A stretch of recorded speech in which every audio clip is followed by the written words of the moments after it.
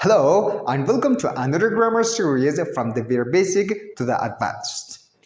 Today we are going to talk about something super important. Why it's so important? Because about 30% of everyday conversation involved and takes place in this tense. So without further ado, let's get started. Simple past tense. What is the definition of simple past tense? It shows action which happened in the past and finished in the past in a specific time, which means the time is clear when this action happens. This tense takes expressions like yesterday, last week, last month, 2 days ago, 2 years ago, and so on.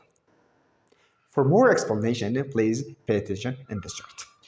We say that it happened in the past and finished in the past and it has nothing to do with present time. For example, I ate pizza yesterday. It happened in the past and it has nothing to do with present. Right now I'm hungry and if you give me some food, I'll definitely eat it. So this kind of action recognition illustrated by simple past tense. So let's move on to structure of simple past tense. Okay, these are the structure of simple past tense. In affirmative form, subject plus verb to plus complement. One thing keep in mind about the second form of the verb. Every verb has three forms. First form, second form, and third form. We use second form in simple past tense.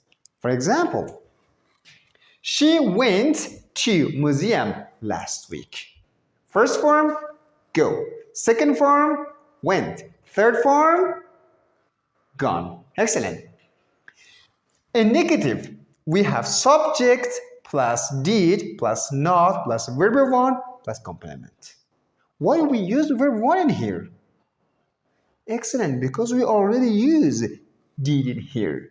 We don't use two past in one tense. Okay? Did is the past form of do. Excellent. For example, she didn't go to museum last week.